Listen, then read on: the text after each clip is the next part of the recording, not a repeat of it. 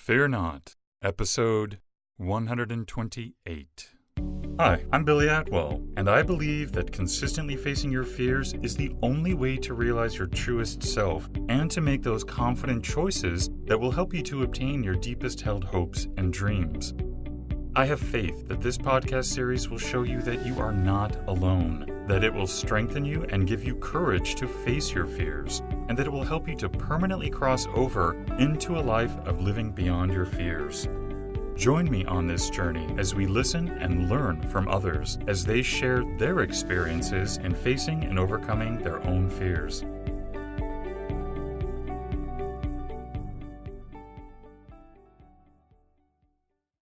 Hello, everybody. Today you and I are going to be joined by gparry. Welcome, Greg. How are you today? I'm feeling wonderful. It's a real pleasure to be on the show with you today, Billy. A real pleasure. Thank you. Yeah, the pleasure's really all mine. So thank you for coming on today. Greg is the author of 12 #1 bestsellers, including Mindset: The Power of Habits. His books focus on the effective aspects and methods of personal and professional transformation. His journey began during a commercial career that lasted for more than 25 years. Part of that work involved studies in human behavior and exploring methods for enhancing personal motivation and maximizing success. He learned how early conditioning and the environment can shape so many of our choices, and this discovery ultimately led him to examine why so many people were living lives that simply failed to express their true potential for happiness, wealth, success, and fulfillment. His mission? To help and inspire people to express the bounty of real wealth and success, whatever their chosen profession. Greg, can you take a few moments to fill in those gaps and maybe also give us a brief glimpse of your personal life? That's how long have you got? You said brief. You said brief. Well, I'm married to a very beautiful, lovely South African lady, and we've got a son. But I have to tell you, he's all grown up. He's 38 now, and he works with us, which is a real pleasure. It's a real privilege. In terms of the kind of work that we've been doing for the last 20 years, we've specialized very much in helping people who've had real problems. Sometimes, Billy, those problems turn out to be physical. But in our experience, we noticed that a lot of the people who were suffering physical problems had an underlying emotional issue that needed to be resolved as well. So in other words, their mental state was having a direct impact on how their bodies were functioning. So we found out how we could put those ideas together. A lot of study, a lot of research, and a lot of help. We've been helping people not just to put their lives back together and to fix themselves physically, but to break beyond some of the bonds, some of the chains that have held them in very, very limited conditions, sometimes for most of their lives, and to help them to move beyond some of those boundaries which were set quite often early in life, so they can achieve the kind of outcomes in their life that are really important. And we all believe here that one of the most important things in life is being able to make a difference to others. I mean, the truth is we all make a difference, but we're aiming to make a positive contribution wherever we can to the quality of people's lives. And really, the idea of putting these ideas down into a book format was the motivation for writing the books in the first place, just to share the knowledge. I mean, does that make sense? Very much so. Greg, can we start off today by having you help us to understand what fear is? That is a great question. I love this question. Fear, and this might sound a little strange, but just bear with me. Fear is the greatest illusion that we've ever created. Fear is so powerful. It's so strong. It's like one of the most fundamental emotions we've got. But Billy, it's an illusion. It's a very powerful emotion that only exists for as long as we keep pumping emotional and mental energy into it. And you can test this because the moment you stop giving it energy, the moment you stop putting all that emotional focus into your fear, it disappears. So this is a very important consideration because it's such a powerful force in our lives. And when you realize that it really shouldn't be the dominant force, it gives you a whole new set of tools to approach your emotional base, a whole new way of seeing the way that you react to the world. And also it's a way for you to start to look fear right in the face. And this is how you can demonstrate that a lot of your fears really are not as strong as you think they are, because when you have the courage to turn and face them, it's amazing how quickly they evaporate and disappear. So fear is an illusion. It's strong, it's powerful, but it's an illusion. So originally I wanted to have you on the show today because you talk about habits, and I know that good habits can help us, face fears like getting up in front of a crowd and speaking or whatever. But you brought up this concept of illusions, so maybe you could help us to develop a habit so that we can get to that point where we can see that clearly, learn that truth and change our lives. Sure, that's a good point. Well, let's start from a slightly unusual angle. Everything that you feel is reflected in your posture.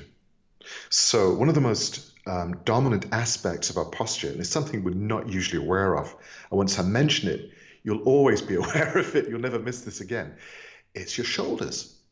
Because we humans we react with our shoulders, and if you look around you, most people have that hunched, crouched, defensive posture, which shows that even when we're supposed to be feeling relaxed, we're still controlled by this deep instinctive drive to defend ourselves, to be protective. In other words, we're always living with this background element of fear, and it's so pervasive that most of us just get used to it.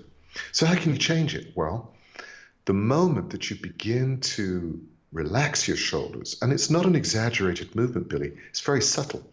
You move your shoulders back, the body doesn't move. You just move those shoulders a few millimeters back, and then you just let them sink and relax.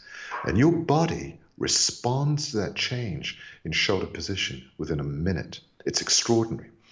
Now, I would defy anybody, I challenge anybody to be anxious, to be nervous, to be afraid, to have any kind of negative emotion. And as you know, all negative emotions have their roots in fear. But the moment you start to relax your shoulders, it is impossible to be anxious, scared, afraid. It's absolutely incredible. So that's one of the first ways you can test the hypothesis. You start to relax your shoulders and the fear disappears. That's how we're wired. So that's a really cool way of beginning to demonstrate that you can influence how you feel. Are you trying it right now? I am. Yeah. I'm sorry. I'm following along, and I was like listening to you talk and just, yeah, doing it. And I do. I feel different. It sure do. And it's been measured when you relax your shoulders. There are other areas as well that can help, but shoulders are so critical and so easy. You change your blood chemistry. Once you relax the shoulders, there's a chance for you to open up your lungs. Guess what? Your breathing becomes a little deeper, and that alters your perception because the moment you switch from being anxious and stressed, that gives you a kind of a tunnel vision so you can focus on the threat, whether it's real or imagined. But when you release your shoulders, you're telling your body there's no danger. And that's when your perception really opens up. And it's one of the keys to improving your breathing, improve your posture. But you know what it also enhances? Creativity. When you start to relax and open your shoulders, you feel a lot more relaxed and you start to see things in terms of your creativity. So when you have problems and challenges, rather than reacting to them negatively, you start to see them as opportunities to solve problems. You see them as opportunities to exercise your creativity. And that's just from your shoulders. Do you want to know about some other places in the body? Yeah, please. Okay. That's one of the easiest ones. The other area you probably note, well, I don't know if you've ever noticed, people tend to have very, very tense jaw muscles. It's another stress response. I love going to parties and just watching the posture in the room and seeing people smiling and they're just super stressed. And it's great to go around and get people to relax their shoulders. If you relax your jaw muscles, even start to move the jaw a little bit side to side, unlock those muscles. This is another way to encourage the body to feel a little bit more relaxed. It all enhances the feeling of being calmer, more centered. But I'm going to come back to your shoulders because once you learn how to unlock that particular burden, the whole world looks like a different place. It changes everything. This is one of the things I ask people to do every hour. Say, wherever you are, whatever you're doing, just stop for a second and say, where are my shoulders? Oh, they're forwards, they're locked, they're blocked. I'm going to unlock them and see what happens. It's a revolution. It's a cool thing to do. Recommend it very, very strongly. So how, because that would be a habit. And usually, you know, when people think of habits, we think of like, diet, you know, not that these things are superficial, but So true. Yeah. most of us fail at creating new habits. So, can we talk about how to change and to Yeah. and Yeah. change our habits from good or bad? I'd like to approach this from the position of neuroscience because, the primitive part of our brain, the limbic system, the amygdala, the limbic system just focuses on the most basic reactions, to feed ourselves, to run or to fight or to reproduce, very very basic functions. The higher function brain, the prefrontal cortex, is where we get all of our logical facilities, our goal planning. And the crazy thing is that those two parts of the brain, excuse me, the most advanced part, the most primitive part, are linked. They're linked. So, because fear comes very much from the amygdala, all you have to do is start asking a very simple question. You just say, what if? So, instead of just looking at the situation as if there's nothing you can do, in the midst of feeling angry or upset, afraid or anxious, you start playing a simple game. Say, what if? Start exploring alternatives. What if I wasn't feeling angry? What if I wasn't feeling afraid? What if this situation didn't scare me? And what it does is it starts to engage the higher part of your brain, the prefrontal cortex. And the more you start to think about it, the more that primitive part of the brain becomes subdued. You take the foot off the gas on those primitive emotions. And because we now understand this balancing act between those two parts of the brain, the more you can think about it and use your powers of logic and reason, the more you suppress those very primitive parts of the brain. And that's a brilliant habit in the face of, well, it's the basis for most cognitive behavioral therapy. Excuse me. But the moment that you start to ask that question, what if? Consider alternatives, consider a little bit of analysis. That's when you tip the balance in favor of your logical reasoning processes and you begin to suppress the fear response. How cool is that? Very. Just from a simple question, what if? How do we strengthen good habits? And we've spoken about a very, very simple technique you can use anytime, any place. And the more you use that what if scenario, the more you train your brain to respond with logic and much less emotion. I want to add that if on those very, very rare occasions in life you face an emergency, I promise you that knee-jerk survival mechanism will always kick in. That's what it's for. My problem is that the knee-jerk survival mechanism seems to be operating 24 hours a day. That's inappropriate. Do you know most people suffer from adrenal stress? It's just wild. About 95% of people in the developed world have adrenal stress. It's just crazy. So we need to find a way to combat that. The what if approach is helpful. A couple of things that are also very useful. Can we talk about breathing? Sure. Breathing, I know, essential to life. But wherever I go with the people I work with, it's very, very rare to see them visibly breathing. It's almost as if they're ninja breathers. It's invisible, it can't be seen. And I really encourage people to relax their shoulders and just take a slightly deeper breath, because that also turns down the stress response. If you're going to take a deeper breath, remember, don't go nuts. You must never breathe to the point where your throat starts to tense up. But just a slightly deeper breath, opening the chest, it helps to calm you down, slow things down. It helps you to engage your analytical reasoning faculties. And Billy, in the face of reason, in the face of logic, fear doesn't stand a chance. You turn the light of reason onto fear and it just disappears straight away. It can't survive in the face of analysis. And now we know, these brain functions explain why when people turn to look at their fears and start to consider them head on, fear can't survive that encounter because it's really not there. But one of the things you can do besides learning to breathe a little more often, a little more deeply, is I'm a big fan of meditation. And it doesn't have to be anything mystical or magical. It can just be slowing things down and maybe running a gentle, quick scan through the body and just identifying the places in your body where you're super tense. And it's usually in the joints. People curl their toes and they scrunch up their feet and they clench their fists. And you just find that a simple analysis, a quick scan of the body. You think, wow, my jaw is tight. I'm grinding my teeth. Or my face is scrunched up because I'm so tense. Or my shoulders, typical place, shoulders and neck muscles are super tight. Once you begin to unlock those muscles, amazing things happen. Greg, what could you teach us that could help us to stay the course, right? When you deal with habits, Mm. uh, and I don't know how it is in Belgium. I'm not going to just presume, but I know in America it's sort of a thing here that it's like we want it fast, we want it easy, we want it with little effort as possible, and that's not really conducive. I mean, if when we fall and stumble, we usually we quit. So because we don't really understand that it takes time to get from where we are to where we want to be. So, what could you do to help us to bridge that gap and to help us That's stay such focused? That's such a good question, and I think you're absolutely right. It is part of the cultural expression of which is pretty much prevalent everywhere in the world. Everybody wants it fast and easy. A couple of things. First of all, could you just be kinder to yourselves? Stop beating yourselves up, because I learned a long time ago from one of my mentors. I was terrified of failure. I mean, my goodness, I'd have nightmares about failure. I'd go to extremes to avoid failure, until a very influential guy in my life said, "The problem you have, son, is that," he's from Texas. "The problem you have, son, is that you don't understand that failure is getting in the way.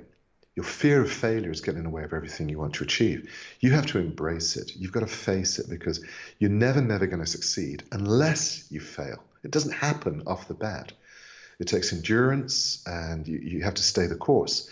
So when you fall, just dust yourself off, and it's okay. It's normal. It shows you're trying, and then you're determined to start again." I mean, they say that if you run the same behavior every day for 30 days, you've got the habit for life. But I think what's probably missing in our culture is an understanding of how important the will is. It's a strange concept. We think that the will is somehow a very dominant, forceful kind of power in our lives. It's very hard to acquire. But it isn't. It's actually very gentle. It's almost like your mind just suggesting, you know what? This is what we're going to do. And it pronounces that with so much certainty that you just do it. And it is possible to train the will to do pretty much whatever you want. But if you want to stay the course, it's very helpful to keep the objective in mind. There's some very interesting research that says that willpower, it's like a battery. It runs out as the day goes along. So by the time you get to the evening, you think, no, I am going to have the chocolate cake. I'm going to have a beer, because you've used all your willpower up at work. But you need to be realistic. And I think one of the reasons that people fail is they set the most crazy targets for themselves. They set goals which are so crazy. And if you really want to develop good habits and develop your will, you start with small things. You start with small things. You gather your success gently, carefully.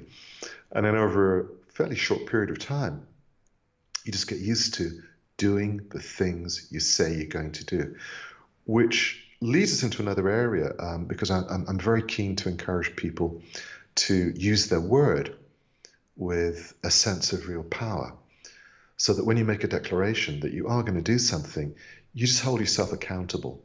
It's going to happen. It has the certainty of the laws of gravity. It's going to happen. You can say no, but if you make a declaration that you're going to do something, there's a tremendous certainty in that. You don't back off. But if in the real world you slip, you fall and fail, you have to be very, very kind to yourself. You have to be very, very generous, not beat yourself up for failing. That does not help. You just accept the fact that you failed, and you say, well, I'm going to turn my attention away from the failure onto the goal I was trying to achieve. What did I set out to achieve? There it is. Okay, well, let's start again. And as you practice those principles, you develop the feeling that you really are unstoppable. I mean, I'm writing another book, and life is very busy at the moment. So the only way I could find time is I get up at 5 o'clock in the morning and I write for an hour. And that gets my quota of writing done for the day. And at 6 o'clock, I'm ready to hit the showers and get ready for the day, because we start at 7 here. with our first people of the day. But it's easy to do that and to step into that routine because I don't have any resistance to it. I don't feel any anxiety about it. I just accept that that's what I'm going to do, so I just do it. And there's no drama. And it doesn't feel like there's a huge effort.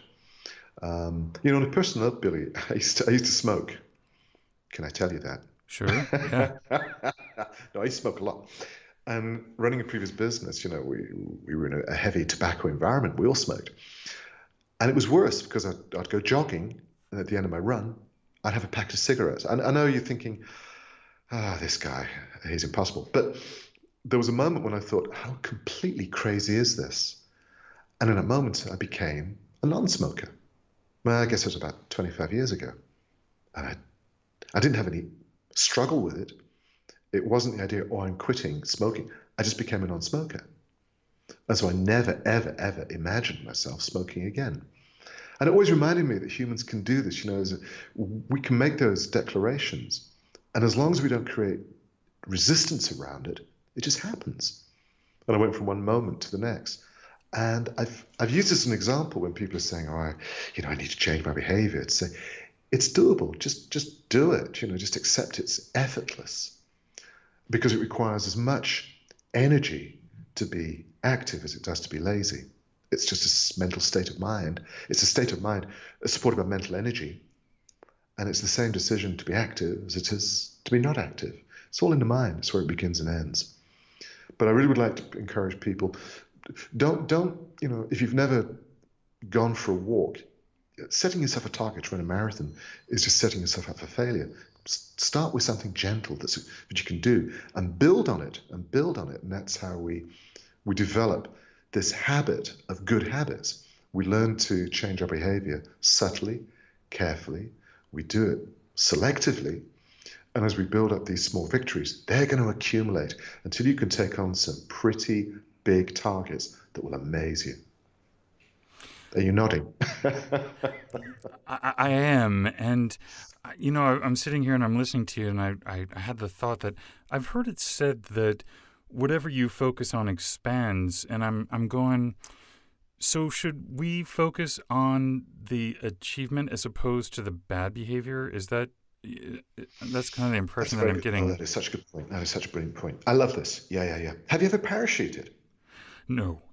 I did it years ago, crazy charity stunt. And the guys were saying to us, there was an aircraft hangar at the side of the airfield. He said, whatever you do, don't look at the hangar. You got to avoid it. Don't look at it, because whatever you're looking at, that's where you're going to go. And our guy, one guy landed on a hangar and had to be rescued. In other words, beautiful, isn't it? Whatever you focus on, that becomes your compass. And, it's a very important point. I'm so glad you brought it up. If you're focusing on the things you don't want, that becomes your compass. There are some very interesting explanations of the way the subconscious filters information. But trying not to become something just adds more fuel to the very thing that you're trying to avoid. We need to focus on what we want to be, what we want to become, what we want to achieve. That's you have to focus on the positive outcomes of life. That's how we're wired, and that's where we get the best results. It's a very important point. Is there a method that you teach that helps people to determine exactly what they want to be? Because if you need to focus, if you need a roadmap, then how do we come up with the roadmap? That's very good. Two things. First of all, we have to start with maybe three things. We have to start with who we are. And I would argue that our sense of identity is maybe not perfect. People have very strong ideas about who they are, but I'm not convinced that that sense of identity is fixed and solid. So one of the questions we want to ask is not who someone is, but who would they really aspire to become? Because I believe that's what I'm writing about right now, the power of real transformation, of choosing, I almost said identities, and I think it's what I mean, because we have a sense of identity now. What does that represent in terms of limitation? And as we remove those limitations, we can grow into a stronger, more capable identity that is so powerful, it will take your breath away. So that's a very important starting point. The next thing, of course, is I get people to make lists, and these lists are strictly confidential. I never see them. You start out with a list of all the things in your life that are missing. And I like people to make a list which is quite extensive. I mean, we'll go up to maybe 30 items. And you start off, most people talk about obvious material issues in their life. Want a bigger house or a bigger car or more money. And the purpose of the exercise is to identify those areas, but then to go deeper. Because if you've really got to list 30 items, you're going to go deeper. You're going to look at the quality of your relationships, how you relate to others, how you relate to yourself. And then we discover that there could be some emotional gaps in life, things that we're just missing out on, that we just assume are maybe impossible or can't be achieved. And that's where we start to make real progress. Then a couple of weeks later, we'll make a list of all the things that are really fantastic in life. And you can see where this is going. It's a three-step process. We identify what's missing, we identify what we've got, and then we start to make a list of the things that we are really going to have within the next 12 months. And often it's an extension of the first list of things that are missing, not always. And the list isn't fixed. I like people to go back to it every couple of days and just run through it, because we're stimulating the subconscious to understand exactly what is good in life and what's missing. What would make life a much more complete and satisfactory, fulfilling process? And once you've got those lists, then we can prioritize. And what's the single most important thing you'd like to have? And it's amazing, people say, I just feel I'd like to have love in my life. I'd like to have more understanding. I want to have a proper conversation. It could be all sorts. There's no rules. And because it's a private list, it doesn't have to be shared. In fact, it's not a good idea to share it, because it's difficult often to explain to others what the list really means. And it can change. But it's a very good starting point for this process, the process of transformation. And also to begin to look at the kind of things you want to have in your life.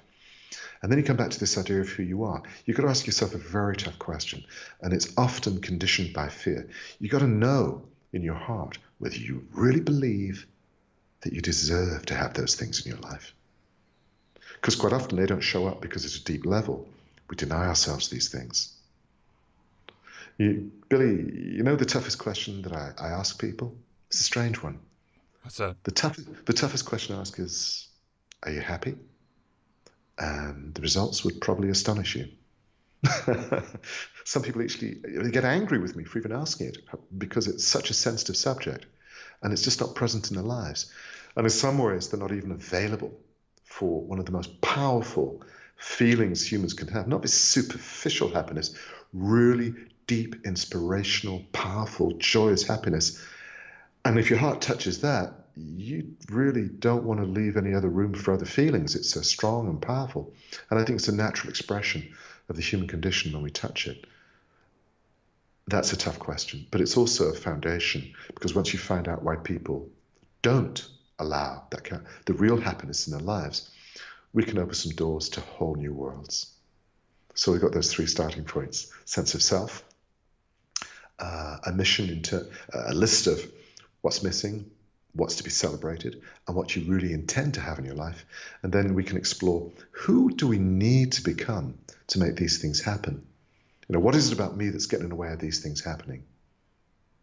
Does that make sense? Yes, it does. And I'm sorry, I'm jotting notes down here as you're talking. So, Greg, if someone would like to learn more and or connect with you, what's the best way for them to do that? Just email me. The material has created, it does stimulate conversations. And we get a lot of emails, and I answer them all personally. I don't have somebody answering my emails, I do them. So when people write to me, most of the time it's connected with material in the books, but there are a lot of questions people throw out to say, what would you suggest? And I've got to tell you, most of the time the answers are already in the person who's writing. It's in their hearts. But if you can help, if you can make a difference, then it's what we have to do. So I'll always answer when people email me. You can, I'm going to write this down. Greg is short for Gregory, but only my mother called me Gregory. And that was when I was naughty, okay? So it's all small letters, and it's Gregory. Dot S, because my second name is Stephen. Dot, then my family name, which is Parry, P-A-R-R-Y, at gmail.com. So it's gregory.s.parry at gmail.com. That's my private email address. You actually got it now, which I'm very happy to make available to you guys.